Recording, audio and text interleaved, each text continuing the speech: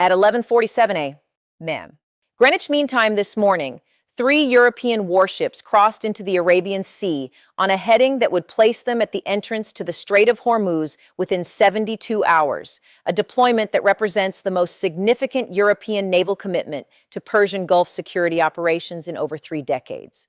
What those ships carry, what orders their commanders received, and what Iran did in response reveals a strategic calculation that is reshaping the entire balance of power in the Middle East and forcing the Biden administration to confront a reality it spent 2 years trying to avoid. The French nuclear-powered aircraft carrier Charles de Gaulle, the British Type 45 destroyer HMS Diamond, and the Italian Frem-class frigate Carlo Bergamini departed their respective stations across the Mediterranean and Red Sea regions within a 6-hour window, converging on coordinates that placed them in direct operational range of Iranian coastal defenses, Revolutionary Guard fast attack boat concentrations, and the choke point through which 21% of the world's petroleum supply flows every single day. The deployment was not announced through official channels. The vessels simply changed course, increased speed to 24 knots, and began transmitting updated operational security protocols that intelligence analysts recognized immediately as preparation for potential combat operations in contested waters. This is not a routine freedom of navigation exercise. This is not a scheduled training deployment.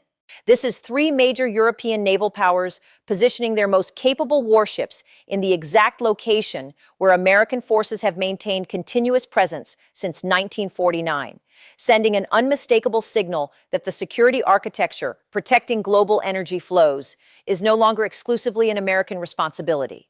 The decision required coordination at the highest levels of the French Ministry of Armed Forces, the British Ministry of Defense, and the Italian Ministry of Defense, consultation with NATO leadership, and communication with U.S. Central Command that sources describe as intense, detailed, and absolutely necessary to prevent catastrophic miscalculation in waters where tensions have reached levels not seen since Operation Praying Mantis destroyed half of Iran's operational navy in a single day, back in April 1988.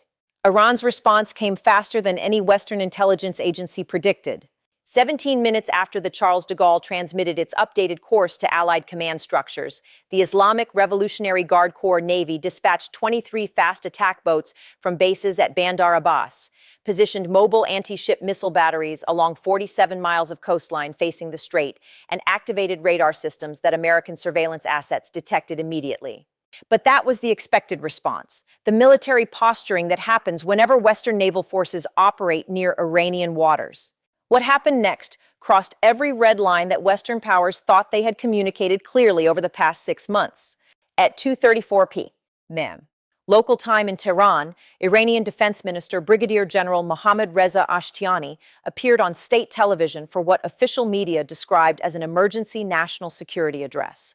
Standing before a map of the Persian Gulf region, with the positions of Western warships marked in red, Ashtiani delivered a statement that intelligence analysts in Washington, London, Paris, and Rome are still working to fully decode. He announced that Iran considers the European naval deployment an act of military aggression under international law, declared that Iranian forces have received authorization to employ all necessary measures to defend national sovereignty in the Persian Gulf, and stated explicitly that any European warship entering within 24 nautical miles of Iranian territorial waters will be considered a hostile combatant subject to immediate defensive action. The language was not diplomatic nuance. The language was operational doctrine, the same formulation Iranian military commanders used in 1988 before attacking the USS Samuel B. Roberts with mines, the incident that triggered Operation Praying Mantis and demonstrated conclusively what happens when the Islamic Republic miscalculates American resolve. But this time, the targets are European vessels operating under different rules of engagement, carrying different political mandates, and representing governments that have spent the past 3 years attempting to preserve the Joint Comprehensive Plan of Action nuclear agreement that the Trump administration abandoned in 2018, and that the Biden administration has neither fully restored nor completely abandoned. The strategic implications are extraordinary. Europe is positioning itself as an independent security actor in the Persian Gulf for the first time in the modern era, accepting risks and commitments that American policymakers have carried alone for 7 decades. Iran is responding not with careful calibration designed to avoid escalation, but with public threats that commit the regime to confrontation if European forces cross lines that Iran itself is defining. And the Biden administration, which spent 2 years attempting to compartmentalize Middle East security issues while focusing on great power competition with China and support for Ukraine against Russia, now faces the prospect of American allies engaging in direct military confrontation with Iran while American forces watch from positions just miles away. Subscribe to Dr. Elena Harris right now and turn on notifications, because what happens in the Strait of Hormuz over the next 72 hours will determine whether Europe emerges as a genuine security partner capable of independent action or retreats to decades of dependence on American military guarantees. And you cannot afford to miss a single development in a crisis that is moving faster than any traditional news cycle can track. The story begins not this morning, but 6 weeks ago, when French President Emmanuel Macron convened what his office described as a routine consultation with defense ministers from Britain, Italy, Spain, and Germany to discuss European security contributions to global maritime commerce protection. The meeting occurred against a backdrop that American officials were watching carefully, but not yet describing publicly as a crisis. Iranian oil exports had climbed to 850,000 barrels per day, despite American sanctions officially designed to reduce those exports to zero. Chinese vessels were loading Iranian crude at offshore transfer points beyond the reach of Western interdiction, and the Islamic Revolutionary Guard Corps was generating revenue estimated at $150 million per day from energy sales that official sanctions policy claimed to have eliminated. The economics were creating a strategic problem that military planners recognized immediately. Iran was earning approximately $8 billion per month from oil sales that sanctions were supposed to prevent, resources flowing directly to Revolutionary Guard accounts that fund proxy operations in Iraq, Syria, Lebanon, Yemen, and Gaza. The revenue was rebuilding military capabilities, funding weapons programs, and providing the economic cushion that allows the regime to ignore international pressure that lacks any meaningful enforcement mechanism.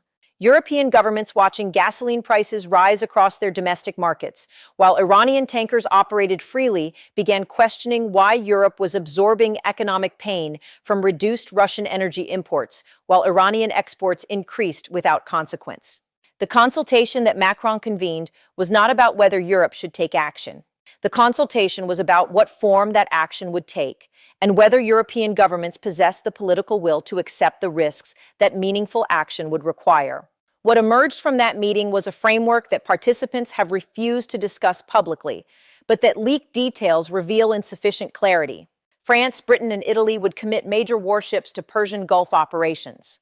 Those vessels would not simply transit the region on scheduled deployments, but would establish continuous presence, conducting what official statements would describe as freedom of navigation operations and maritime security missions. The deployment would be coordinated with American forces, but would not be subordinate to American command, preserving European operational independence while accepting the necessity of avoiding catastrophic miscommunication in contested waters. The framework required solving several complex problems simultaneously. European navies had to identify vessels capable of sustained operations in the Persian Gulf's harsh conditions without requiring constant resupply from bases thousands of miles distant. They had to establish rules of engagement that allowed meaningful response to Iranian provocations without automatic escalation to shooting war that European publics would not support. They had to coordinate with American Central Command structures that have controlled Persian Gulf naval operations since the Eisenhower administration, while maintaining the political fiction that this represents independent European action rather than subordinate support to American strategy. And they had to communicate intentions to Tehran in ways that avoided accidental conflict, while making clear that European vessels would not retreat if challenged by Revolutionary Guard harassment tactics. The planning consumed 5 weeks before the deployment order was issued. During those weeks, Iranian intelligence services were watching European naval movements, tracking communication patterns, and attempting to determine whether the increased consultation activity represented serious intent or diplomatic theater designed to generate pressure without actual military commitment. The assessment that reached Supreme Leader Ali Khamenei's office was that Europe lacked the political cohesion and military capability to sustain meaningful operations in the Persian Gulf against determined Iranian resistance. That assessment is about to be tested in ways that will reveal whether Iranian intelligence accurately read European resolve or fundamentally misunderstood the dynamics that pushed formerly cautious governments toward direct military involvement. The three vessels now converging on the Strait of Hormuz represent the most capable platforms their respective navies can deploy to this mission. The Charles de Gaulle is France's only aircraft carrier, a 42,000-ton nuclear-powered vessel carrying an air wing of 30 Rafale M fighters and various support aircraft, defended by anti-aircraft missiles, anti-submarine capabilities, and electronic warfare systems that make it one of the most formidable warships operating outside American carrier strike groups. The deployment commits France's primary power projection asset to operations in the Persian Gulf for a minimum of 90 days, removing it from European waters and Mediterranean operations that have occupied most of its operational schedule since commissioning in 2001. HMS Diamond is a Type 45 destroyer displacing 8,500 tons, equipped with the Sea Viper air defense system capable of tracking and engaging 12 targets simultaneously at ranges exceeding 70 miles, carrying Tomahawk cruise missiles with ranges of 1,000 miles, and defended by close-in weapon systems designed specifically to counter the kind of swarming fast attack boat tactics that Revolutionary Guard forces employed during training exercises last month. The vessel represents Britain's most advanced air defense capability and costs approximately $3 billion to build, a commitment of resources that signals genuine intent rather than symbolic presence. The Carlo Bergamini displaces 6,900 tons, carries 16 anti-ship missiles, sophisticated sonar systems for submarine detection, and a crew of 200 trained specifically for operations in littoral environments where large vessels face threats from small boats, mines, coastal missile batteries, and submarines operating in shallow waters that defeat many conventional detection systems. Italy's deployment of this vessel commits its Navy's most capable anti-submarine platform to waters where Iranian Kilo-class submarines have operated with increasing sophistication over the past decade. Together, these vessels carry approximately 100 personnel, represent combined construction costs exceeding $5 billion, and project military capabilities that dramatically alter the force balance in the Persian Gulf.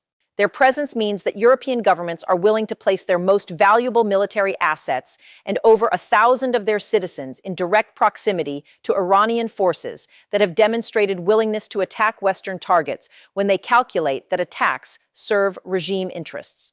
The political commitment required to issue these deployment orders reveals how fundamentally the European security calculus has shifted. The timeline that brought these ships to their current positions traces back further than 6 weeks, further than the consultation Macron convened, all the way to decisions made in Washington during the early months of the Biden administration that European officials watched with increasing alarm. When Biden entered office in January 2021, his administration announced intentions to restore the Joint Comprehensive Plan of Action that Trump had abandoned, pursuing negotiations that would lift sanctions in exchange for renewed Iranian compliance with nuclear restrictions that the regime had systematically violated after American withdrawal. The negotiations consumed 2 years, produced no agreement, and created a strategic void that Iran exploited with precision.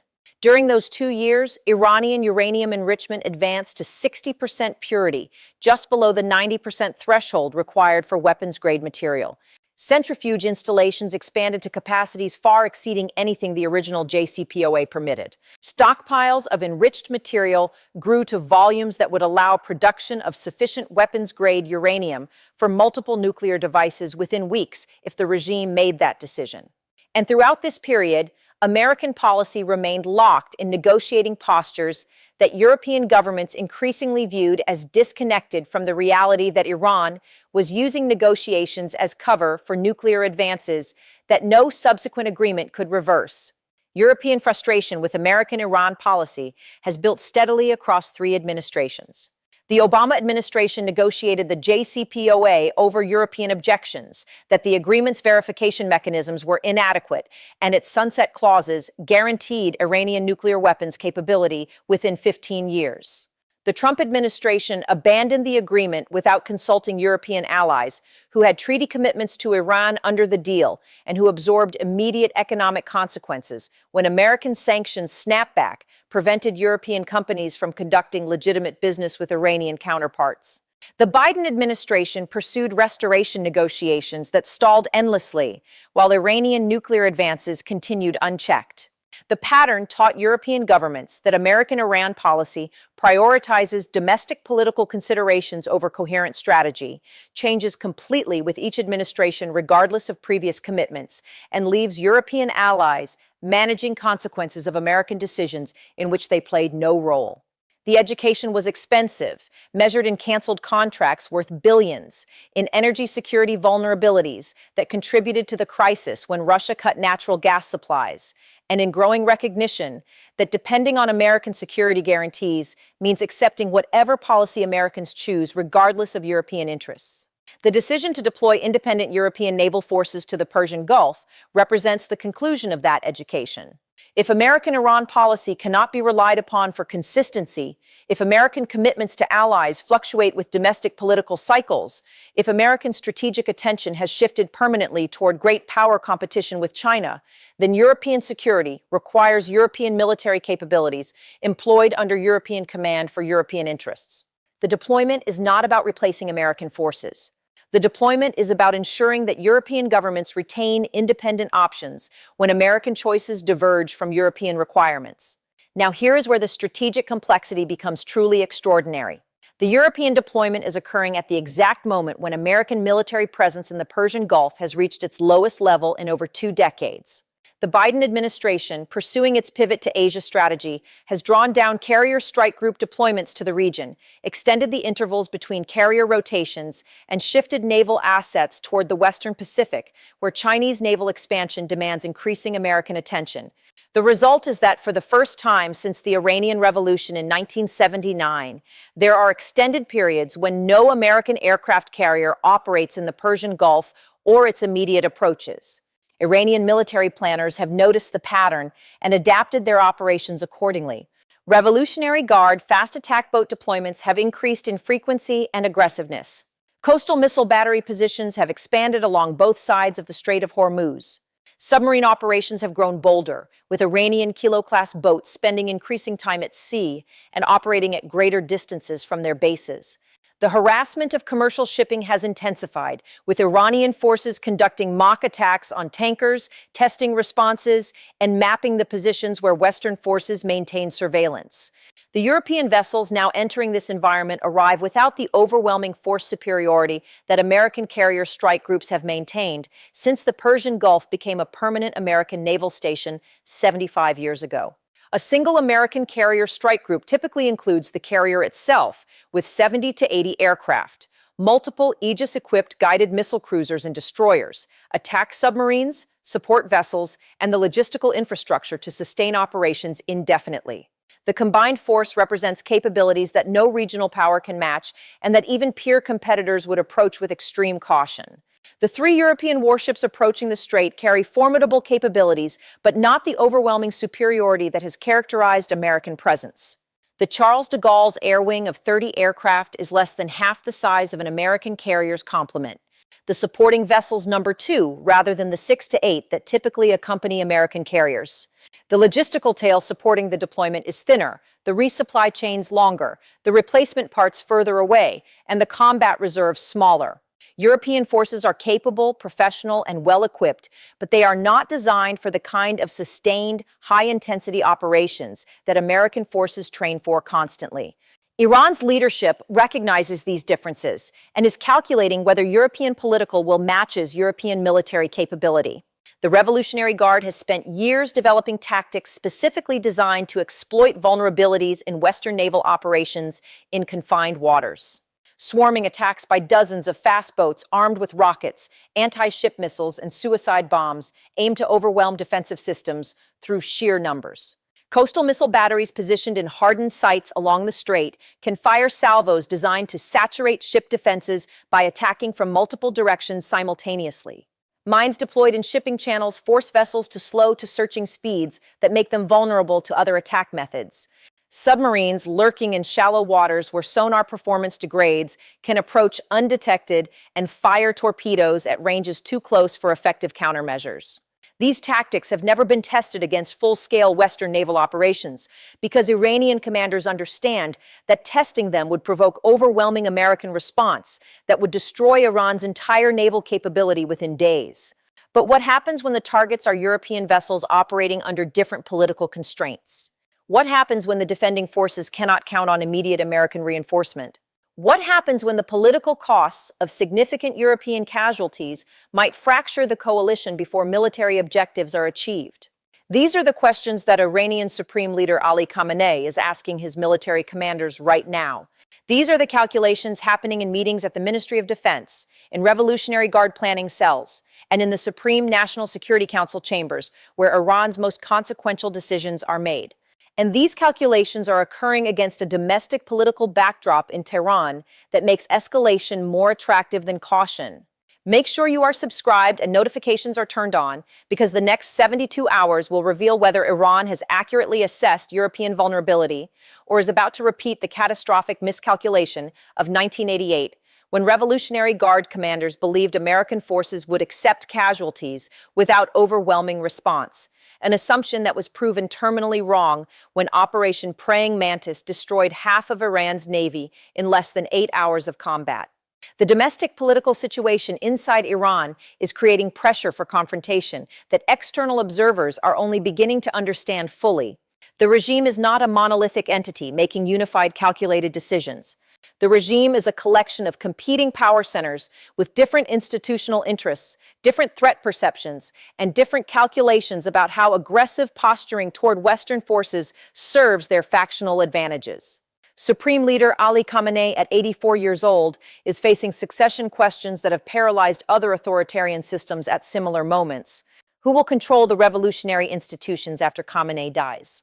What happens to the Islamic Revolutionary Guard Corps' economic empire when the leader who created it and protected it for 35 years is gone? These questions are creating incentives for different regime factions to demonstrate strength, prove indispensability, and position themselves as defenders of revolutionary principles against Western pressure. President Masoud Pezeshkian represents the reformist faction that won election by promising relief from economic pressure, engagement with Western powers, and focus on domestic prosperity over foreign adventures. But Pezeshkian holds office without power, in a system where real authority rests with Khamenei, the Guardian Council, and the Revolutionary Guard commanders who answer to neither president nor parliament. Pezeshkian's political survival depends on not appearing weak before hardliners who control the security apparatus, media, and judiciary. Defense Minister Mohammad Reza Ashtiani is a Revolutionary Guard commander whose career was built on confrontation with American forces, on development of asymmetric warfare capabilities, and on the doctrine that Western military superiority can be neutralized through tactics that exploit political constraints, preventing Western forces from employing their full capabilities. Ashtiani views European deployment not as threat, but as opportunity to demonstrate that Revolutionary Guard forces can challenge Western power in the Persian Gulf, that American absence creates operational space for Iranian assertiveness, and that his approach to defending the revolution through military strength is superior to reformist preferences for negotiation. The factional competition creates dangerous dynamics where demonstrating toughness serves domestic political purposes, regardless of strategic wisdom. An aggressive response to European deployment helps hardliners against reformists, proves Revolutionary Guard relevance against succession questions, and demonstrates to Khamenei that the military faction remains committed to revolutionary principles rather than accommodation with Western powers. The incentive structure pushes toward confrontation, even when careful analysis would suggest that confrontation serves no Iranian interest. The timeline for this confrontation to develop is extremely compressed. The European vessels will reach the Strait of Hormuz within 72 hours. Iranian forces have already deployed to defensive positions. The political statements have been made. The military commands have been issued.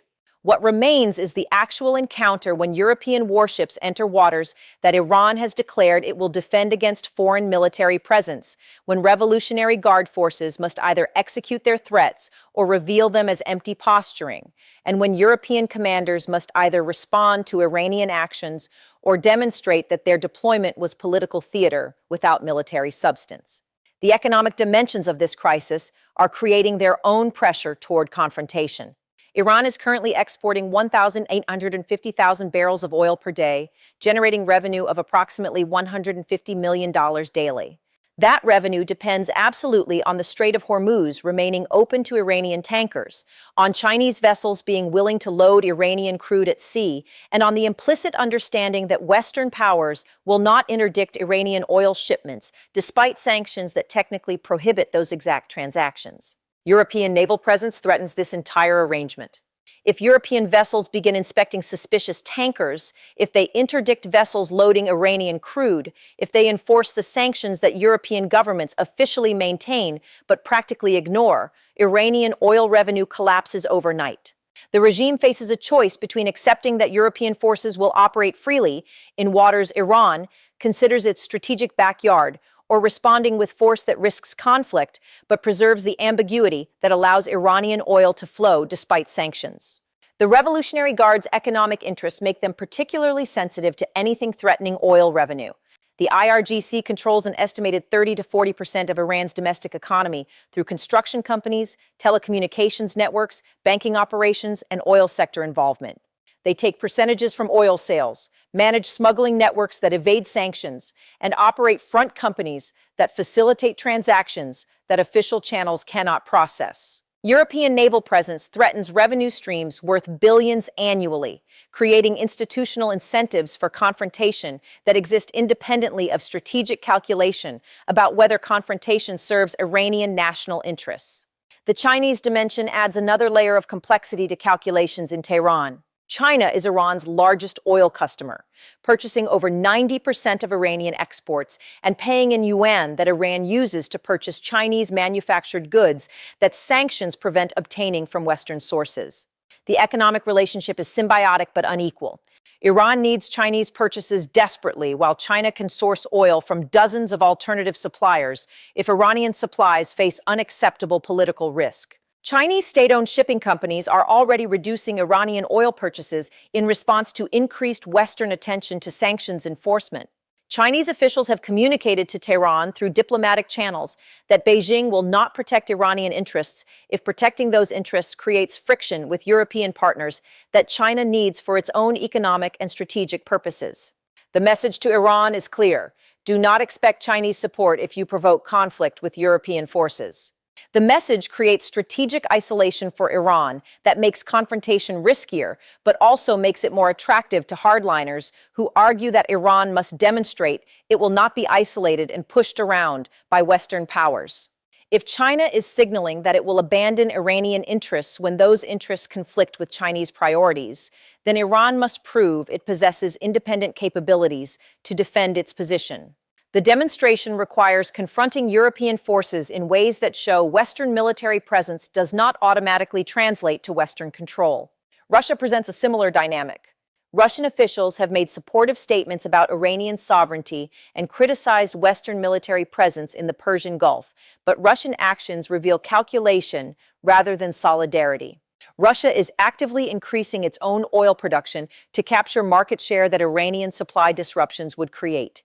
Russian energy companies are positioning to profit from any crisis that reduces Iranian exports and drives oil prices higher. Russian arms sales to Iran continue, but Russian military support for Iranian operations against Western forces is entirely absent.